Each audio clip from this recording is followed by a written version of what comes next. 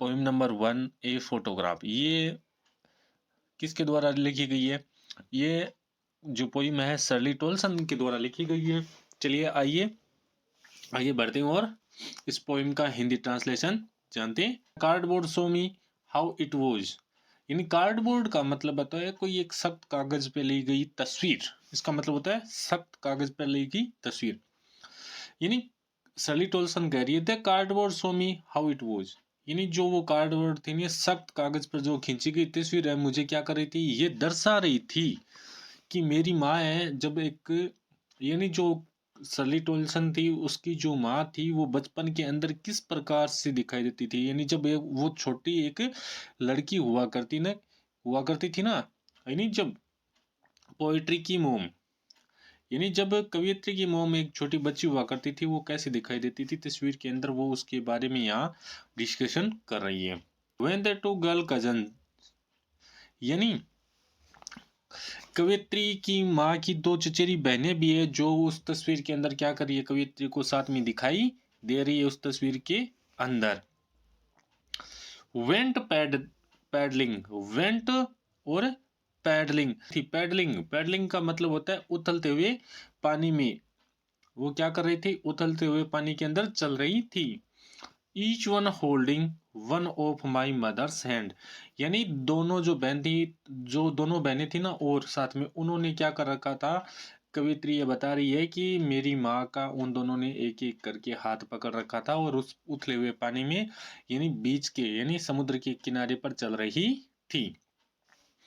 And see the big girl some 12 year or so, यानी मेरी जो माँ थी उन दोनों से क्या थी, बड़ी थी और उनकी आयु करीबन करीबन कितनी वर्ष थी, ऑलमोस्ट 12 ईयर्स, यानी 12। ऑल थ्री स्टूड स्टिल, वो तीनों क्या कर रही थी, एकदम खड़ी थी, स्थिर, एकदम स्टिल यानी एकदम स्थिर खड़ी थी।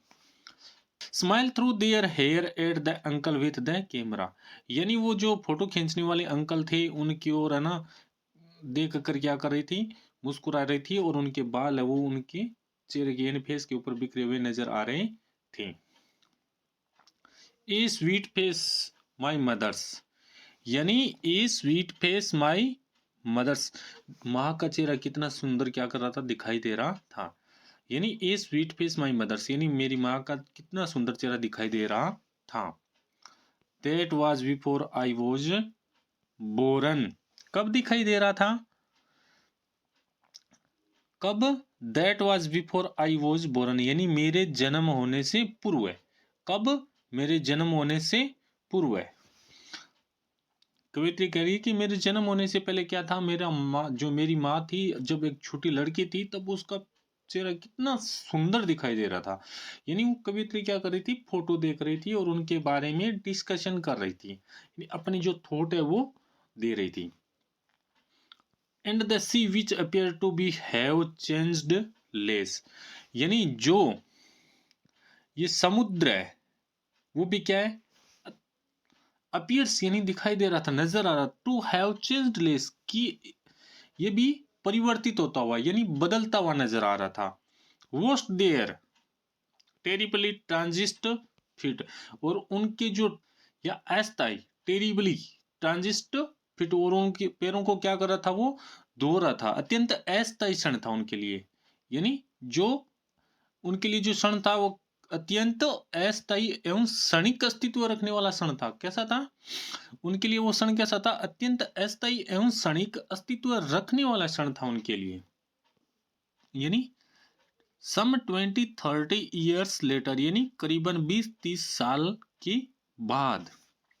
She had laughed at the snapshot, यानी इस तस्वीर को देखकर हंसा करती थी। वो उस तस्वीर को देखकर क्या करती थी, हंसा करती थी। कौन, कवियत्री की मां हंसा करती थी, यानी she had laughed at the snapshot.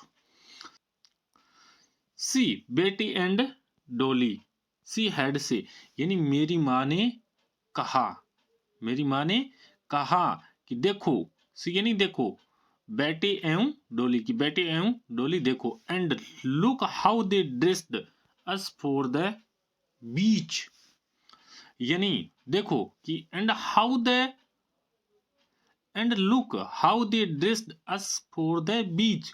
यानी किनारे यानी बीच पर भ्रमण करने के लिए जाते थे तब हमें कैसे कपड़े पहनाते थे, यानी किस प्रकार के वस्त्र हमें पहनाए जाते थे। The C holiday was her past, यानी जो समुद्र के किनारे बिताए गए छुट्टियों का दिन क्या था, उसका अतीत था। उसका क्या था, the C holiday was her past, यानी जो समुद्र के किनारे पर जो छुट्टियों के अंदर जो हॉलीडेज यानी उसने स्पेंड किया था वो क्या था, उसका पास्ट था। पास्ट यानी उसका अतीत था। Mine is her laughter, mine is her laughter, और उसका हंसना यानी कवित्री की माँ का हंसना भी अब क्या बन गया था, अतीत बन गया था। अब क्या बन गया था, अतीत बन गया था। बोथ राई with the लेबर्ड S of loss, both यानी दोनों, राई का मतलब होता है दुख या निराशा में, दुख या निराशा में, और लेबर्ड का अर्थ होता है कठिन परिश्रम से प्राप्त होता है, और ईज का मतलब होता है राहत और चैन, चैन, राहत और चैन, और लॉस का मतलब हानि होता है। Both weary with the laboured ease of loss, यानी दोनों के चेहरे, यानी दोनों के चेहरे नुकसान यानी दुख से राहत पाने की कठिन कोशिश से क्या हो गए थे, विकृत हो गए थे। यानी अब कवियत्री अब क्या कर रही है, कवित्री ये बता रही है, now she is been dead nearly as many years as that girl lived. अब कवित्री ये कह रही है कि जो उसकी माँ थी ना, कवित्री को मरे हुए करीब उतना ही समय बीत चुका है, यानी उसकी माँ को मरे हुए कितना समय बीत चुका है, उतना ही, जितना की, जितना की एक समय एक छोटी की लड़की के रूप में उसकी माँ ने जिया था। एज दैट गर्ल लिव्ड, यानी जितना कि उसने एक छोटी लड़की के रूप में जितना समय व्यतीत किया था ना, उतना समय क्या हो गया, उसकी माँ को मरे हुए हो गए। Of this scum tension, scum tense का मतलब होता है इस परिस्थिति के अंदर, इस परिस्थिति के अंदर, कौन सी परिस्थिति के अंदर, यानी वो 12 वर्ष वाली स्थिति, यानी वो 12 वर्ष पहले की जो स्थिति थी ना, उस परिस्थिति के अंदर देयर इज नथिंग टू से एट ऑल, यानी देयर इज नथिंग टू से एट ऑल, यानी अब कहने को कुछ विशेष नहीं बचा था। देयर इज नथिंग टू से एट ऑल, यानी कहने के लिए अब कुछ विशेष नहीं बचा था। इट्स साइलेंस, साइलेंस, क्योंकि इतना आसान नहीं था, कुछ भी कहना इतना आसान नहीं था। क्यों नहीं था, कि शांत वातावरण को क्या कर देता है, अधिक शांतिपूर्ण बना देता है। यानी इट्स साइलेंस, साइलेंस, यानी जो ये शांत वातावरण है उसको क्या कर देता है, और अधिक शांतिपूर्ण बना देता है। इसकी कुछ वोकेब्स आई है, मैं उनका आप यानी जो वोकेब है उनका हिंदी मीनिंग बता देता हूँ।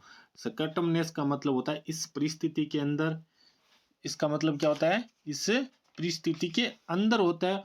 और साइलेंस का मतलब होता है चुप करा देना, यानी चुप करा देना। और एक साइलेंस का मतलब होता है खालीपन, और एक साइलेंस का मतलब क्या होता है, खालीपन होता है। वेस्ट का मतलब पता ही है, बीच का मतलब होता है समुद्र तट यानी किनारा।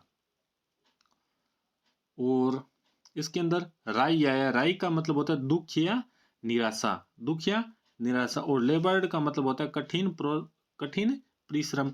और ईज है, जो ईज आया, ईज का मतलब होता है राहत या चैन प्राप्त करना, राहत या चैन। और कार्डबोर्ड का मतलब होता है सख्त सख्त कागज पर खींची गई तस्वीर होता है। होल्डिंग का मतलब होता है पकड़े हुए होता है। और पैडलिंग का मतलब होता है उतलते हुए पानी के अंदर चलना। और कजन्स का मतलब होता है चचेरा ममेरा, होता ही है, ये सबको पता है। तो रिक्वेस्ट है कि आप इस चैनल को ज़्यादा से ज़्यादा सब्सक्राइब करें और अपने दोस्तों को भी आगे शेयर करें।